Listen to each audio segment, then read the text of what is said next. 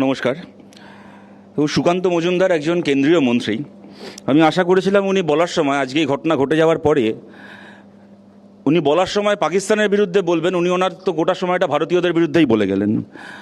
আমাদের বিরুদ্ধে ওনার প্রথম রাগ, অভিযোগ, অভিমান, অনুযোগ হচ্ছে আমরা কেন বলি যে জঙ্গিদের, টেরোরিজমের কোনো ধর্ম হয় না। দেখুন তো দাদা, গলাটা চিনতে পারেন কিনা? ये किसी कौम के खिलाफ नहीं है और मित्र आतंकवादियों का कोई धर्म नहीं होता। ये मैं साफ मानता हूं, आतंकवादियों का कोई धर्म नहीं होता है। গলাটা যদি আপনি চিনতে না পারেন, আপনার মন্ত্রিত্ব চলে যাবে। আপনি যদি গলাটার সঙ্গে একমত না হন, তাহলেও আপনার মন্ত্রিত্ব চলে যাবে। আপনার প্রধানমন্ত্রী, আমরা প্রধানমন্ত্রী নরেন্দ্র মোদীর বক্তৃতা যে মিত্র मैं ये साफ कहना चाहता हूं कि आतंकवादियों का कोई धर्म नहीं होता, যেটা বলে আপনার নেতা হিরো হবে, সেটা বলে দাদা আমরা দেশদ্রোহী হয়ে যাব। আপনি গালাগাল দিয়ে গেলেন যে সেকুলাররা, লিবারালরা হচ্ছে আমরা এইসব করছি কেন। আচ্ছা, একটু আমি আশা করেছিলাম যে আরেকটু স্পেসিফিক্যালি বলবেন, পয়েন্ট ধরে ধরে বলবেন যে এই ঘটনাটার পেছনে, এই যে ঘটনাটা ঘটলো ওখানে, এই ঘটনাটার পেছনে ভারতের সেকুলার লিবারালদের ঠিক কোথায় কোথায় ভুল আছে, কোথায় কোথায় গাফিলতি আছে, বিচ্যুতি আছে, যার ফলে এই এত বড় একটা জঙ্গি হামলা হলো। আমাদের দায়িত্ব ছিল ওখানে ইন্টেলিজেন্স নেটওয়ার্ক পরিচালনা করার। এটা আমাদের ব্যর্থতা যে ওখানে ইন্টেলিজেন্স আগে থেকে খবর পায়নি। আমাদের কাজ ছিল বর্ডারকে আটকানো, আমরা বর্ডারকে নিয়ন্ত্রণ করি। আমাদের কাজ ছিল পাকিস্তান থেকে যাতে জঙ্গিরা ভেতরে ঢুকে আসতে না পারে। ওই 4 জন জঙ্গি তো যেরমভাবে ডিম ফেটে মুরগি বেরোয়, এরমভাবে ওখানে প্রকট হয়নি। পাকিস্তান থেকে তো বর্ডার পেরিয়ে এসেছিল, কয়েকদিন ধরে ঘুরেছে, ডেকি করেছে, সব কিছু করেছে, অস্ত্র নিয়ে ঘুরেছে। আমাদের কাজ ছিল সেগুলোকে আটকানো। আমাদের দোষটা কোথায় হলো, আমাদের ভুলটা কোথায় হলো, ত্রুটিটা কোথায় হলো, আমাদের ব্যর্থতা কোথায়, যেখানে আপনি একজন কেন্দ্রীয় মন্ত্রী এত বড় জঙ্গি হামলার পরে যতটা পাকিস্তান আপনার কাছে না গালাগাল খাবে, তার থেকে বেশি গালাগাল আমরা খাবো। আপনি আমাদেরকে একটু বুঝিয়ে বলুন। এই যে হবে হবে বলে আমরা বদলা নেব, এই করব সেই করব, প্রথম দিন এরপরে যখন সর্বদলীয় বৈঠকে কেন্দ্রের সরকার ডেকেছিল, যাতে প্রধানমন্ত্রী নিজে ছিলেন না, বিহারে ভোটের ক্যাম্পেইন করছিলেন, সর্বদলীয় বৈঠকে গিয়ে ভারতের প্রতিটা বিরোধী দল বলে এসছে যে আমরা সরকারের সঙ্গে আছি। আমরা বলছি হ্যাঁ, পাল্টা হোক, আমরা আছি সরকারের সঙ্গে। কিন্তু পাল্টাটা কার বিরুদ্ধে হবে? পাল্টাটা জঙ্গিদের বিরুদ্ধে হবে, যারা জঙ্গিদেরকে মদত দিয়েছে তাদের বিরুদ্ধে হবে, নাকি ভারতের ভেতর যাদেরকে আপনারা রাজনৈতিক কারণে নিজে শত্রু মনে করেন, এই সুযোগে পাল্টা তাদের বিরুদ্ধে হবে? আপনি তো সেই হুঙ্কার দিয়ে গেলেন এখানে। দেখুন, এখন যখন এই কথাটা আমরা বলছি, আলোচনা করছি, আজকে 1 মে রাত্রির মোটামুটি 8টা বাজতে চললো, 8টা বাজতে 5 মিনিট বাকি। ঘটনাটা ঘটার পরে 9 দিন পার করে 10 দিন শেষ হতে চললো। এখনও পর্যন্ত এই 4 জন জঙ্গির মধ্যে একজন জঙ্গি গ্রেপ্তারও হয়নি, কারোর এনকাউন্টারও হয়নি। আজকে এই মুহূর্তে আমার এই বলার চলাকালীন যদি এখন খবর আসে যে একজনও জঙ্গি সে শাস্তি পেয়েছে, ধরা পড়েছে বা শাস্তি পেয়েছে, আমরা সবাই খুশি হব এখানে। কিন্তু হার্ড ফ্যাক্ট হচ্ছে এখনো পর্যন্ত একজন জঙ্গি ধরা পড়েনি, তার এনকাউন্টার হয়নি। মাঝখান থেকে হরিয়ানাতে আপনাদের এক হিন্দুত্ববাদী বীরের হাতে একজন গরিব বিরিয়ানিওয়ালা মারা গেল, কেন? সে মুসলমান বলে। এই জিনিস আমাদেরকে দেখতে হলো রবীন্দ্রনাথ নজরুল ইসলামের বাংলায়, যে একজন গর্ভবতী মহিলা ডাক্তারের কাছে চিকিৎসা করাতে গেছেন, ডাক্তার তাকে বলছে তুমি মুসলমান বলে আমি তোমার চিকিৎসা করব না। এইটা আপনাদের পাল্টা দেওয়া হচ্ছে। আমরা পাল্টার নমুনা কি দেখলাম? আজকে সকালবেলা দেখলাম এবিপি আনন্দে খবর যে মধ্যপ্রদেশে ট্রেনে যেতে যেতে ওই হামলা নিয়ে, পেহেলগামের এই ঘটনা নিয়ে একটা রিল দেখছিল একটা ছেলে, বলে ট্রেনে একদল লোক তাকে ধরে বলেছে তোমাকে ট্রেন থেকে ফেলে, খালি রিল বন্ধ করতে হবে তা না, পেহেলগামের ঘটনায় সরকারের কি ভুল হয়েছে সেইটাকে নিয়ে রিল দেখছে বলে বলছে চলন্ত ট্রেন থেকে তোমাকে ফেলে দেবো। এই হচ্ছে আপনাদের পাল্টা দেওয়ার নমুনা। পাল্টাটা আপনারা কাদেরকে দিচ্ছেন দাদা?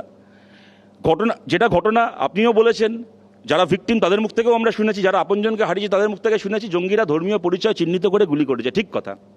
আচ্ছা, জঙ্গিরা যখন ধর্মীয় পরিচয় চিহ্নিত করে হিন্দু মানুষকে গুলি করলেন, 12 ঘন্টার মধ্যে সেই হিন্দু মানুষের হয়ে জঙ্গিদের বিরুদ্ধে লড়াই করতে গিয়ে প্রাণ দিলেন আমাদের বাংলার ছেলে ঝন্টু আলী শেখ। আপনি সুকান্ত মজুমদার, আপনি বললেন যে 22 তারিখের আগে 5-6 দিন আপনি মুর্শিদাবাদে ঘুরেছেন, ভালো কথা। যেদিন ঝন্টু আলী শেখের মৃতদেহটা ওই মুর্শিদাবাদ থেকে 50 কিলোমিটারের মধ্যে তেহট্টে আসলো, তার ঠিক পরের দিন আপনি সুকান্ত মজুমদার মুর্শিদাবাদে লালবাগে মিছিল করেছেন।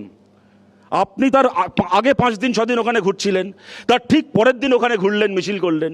কিন্তু দেশের জন্য প্রাণ দেওয়া একজন শহীদ যখন বর্ডার থেকে ফিরল কফিনে বন্দি হয়ে, আর্মির ট্রাকে তার পরিবারের কাছে, না আপনার বিরোধী দলনেতা, না আপনি নিজে একজন কেন্দ্রীয় মন্ত্রী হয়ে ওই চত্বরে ঘুরে বেড়াচ্ছেন, কিন্তু একবার না এয়ারপোর্টে, না তার বাড়িতে, তার মৃতদেহতে একটা মালা ছেড়ে দিন, একটা ফুলের পাপড়ি ছড়াতে গেলেন না?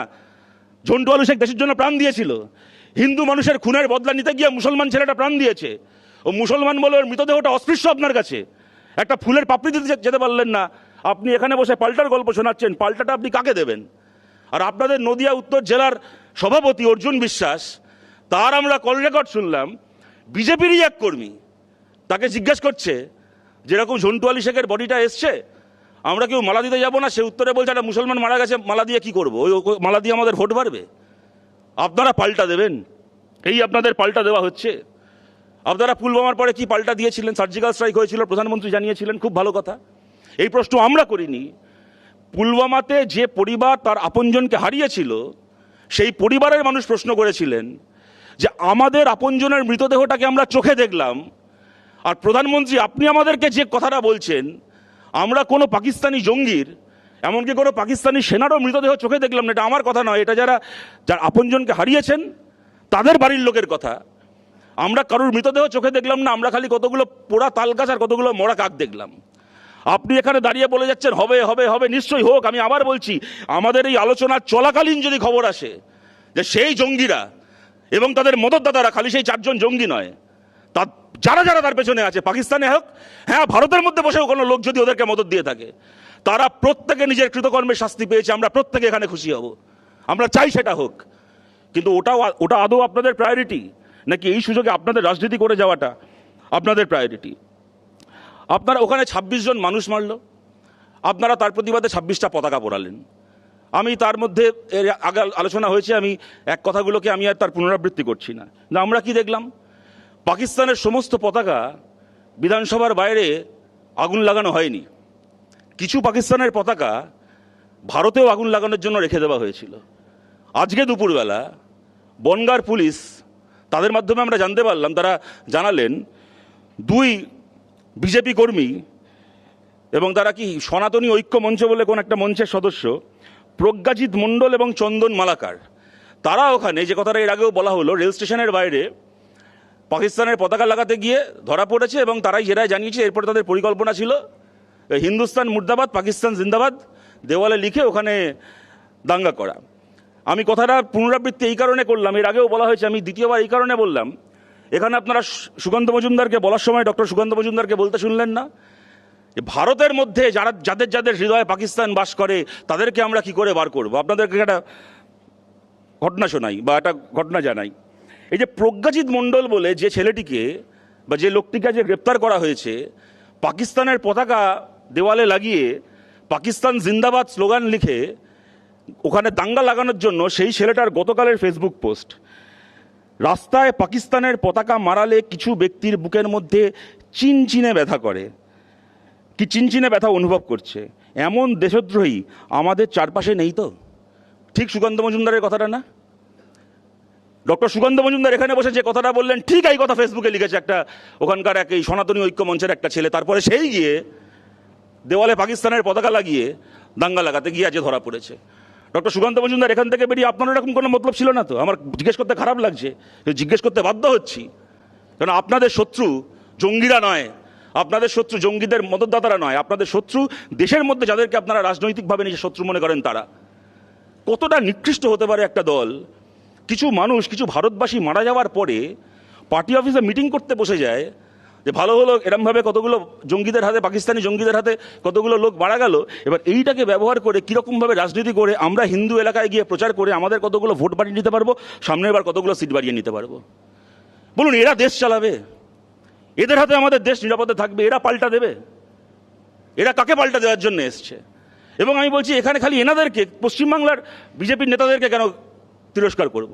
দেশের প্রধানমন্ত্রী নরেন্দ্র মোদী, আপনাদের মনে আছে পুলওয়ামার এই ঘটনার পরে ইলেকশন ক্যাম্পেনে গিয়ে বলছেন, যারা এবার ফার্স্ট টাইম ভোটার, প্রথমবার যারা ভোট দিচ্ছেন, আপনাদের এক একটা ভোট পুলওয়ামার এক একটা শহীদের নাম করে বিজেপিকে দিন।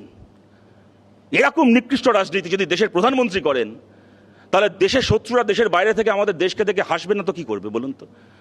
মানচিত্রের মধ্যে, ভারতের মধ্যে বসবাসকারী দেশের শত্রু আসলে কারা? এখানে ব্রিগেডিয়ার দেবাশিস দাস যে কথাগুলো বললেন, আমি অত্যন্ত মনোযোগ দিয়ে ওনার কথা শুনেছি এবং ওনার বেশিরভাগ কথা আমার অত্যন্ত সঠিক মনে হয়েছে। আমি খালি অত্যন্ত বিনয়ের সঙ্গে একটা জায়গাতে খালি আমি কোনো তর্ক করছি না, খালি একটু ডিফার করছি বা একটা কথা মনে করাচ্ছি।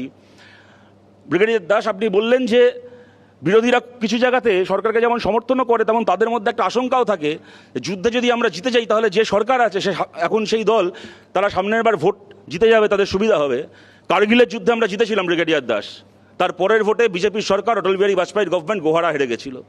ভারতের মানুষ তাদের এই ম্যাচুরিটি আছে কোনটা আমার দেশ আর কোনটা সরকার, কোনটা আমার দেশ এবং কোনটা দেশের একটা রাজনৈতিক দল, এই দুটোর মধ্যে ডিমার্কেট করতে পারা, ডিফারেন্সিয়েট করতে পারা। আমি সব শেষে দেখুন একটা কথাই বলবো, খুব ভালো হতো যদি আজকে এই বিতর্ক সভাটা কোনো বিতর্ক সভা না হতো। খুব ভালো হতো যদি আমরা ওপারে এবং এপারে বসে থাকা 8 জন ভারতবাসী একসঙ্গে এক কথা বলতে পারতাম। কিন্তু বারবার করে যখন এরকম কোনো ঘটনা ঘটে তখন ভারতের মানুষের মধ্যেকার এই ঐক্যকে ভারতের বিরোধীরা নয়, এই মুহূর্তে ভারতে যারা সরকারে আছেন তারা ভাঙেন। আপনি সঠিকভাবে বলেছেন ডক্টর মজুমদার যে জঙ্গি হানা একমাত্র বিজেপির সময় হচ্ছে না, এর আগের সরকারের সময়ও হয়েছে, ঠিক কথা। কিন্তু তফাৎটা কি জানেন, এর আগের গভর্নমেন্টগুলোর সময় যখন এরকম কোনো জঙ্গি হানা হয়েছে বা যখন হয়ওনি, তখনও আগের সরকার তাদের প্রধানমন্ত্রী তাদের নেতামন্ত্রীদের যদি কথা আপনি শোনেন তাহলে দেখবেন তারা বলতেন যে হ্যাঁ কাশ্মীরের মিলিটেন্সি সমস্যা একটা সমস্যা, আমাদেরকে তার বিরুদ্ধে লড়তে হবে, আমাদেরকে তার বিরুদ্ধে জিততে হবে, ইত্যাদি ইত্যাদি। আর আপনাদের ভাষ্য হচ্ছে করে দিয়েছি, হয়ে গেছে, নোট বাতিল করে দিয়েছিলাম, এখন জঙ্গিরা বাটি হাতে ভিক্ষা করছে, আমরা 370 বিলোপ করে দিয়েছি, এখন কাশ্মীর ঠান্ডা হয়ে গেছে। এইটা হচ্ছে আপনাদের ন্যারেটিভ। এটা হচ্ছে একদম বিজ্ঞাপন সংস্থার দ্বারা তৈরি করা মোদির ইমেজ বিল্ডিংয়ের যে একটা ওই বিজ্ঞাপনে যেরকমভাবে একটা প্রোডাক্টের ইমেজ নির্মাণ করা হয়, তেমন নরেন্দ্র মোদীর যে ইমেজ নির্মাণ করেছেন বিজ্ঞাপন সংস্থা দ্বারা গত 10-12 বছরে, এই নির্মিত ইমেজের গালে যখন এরকমভাবে একটা থাপ্পড় পড়ে তখন আপনাদের কাছে দেশের শত্রুরা আর মূল লক্ষ্য থাকে না, যেন তেন প্রকারে বিজ্ঞাপন দ্বারা নির্মিত মোদির এই ইমেজকে রক্ষা করাটাই তখন আপনাদের প্রায়োরিটি হয়ে যায়। সেই কারণে দেশের মানুষকে আপনাদেরকে আক্রমণ করতে হয়।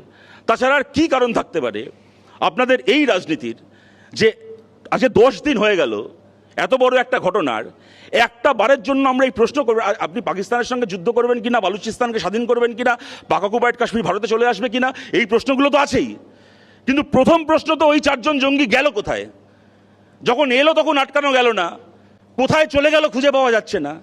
এই প্রশ্নটাকে বাদ দিয়ে বাকি যাবতীয় প্রশ্ন এনারা করবেন, তারপরে দেশদ্রোহী হয়ে যাব আমরা।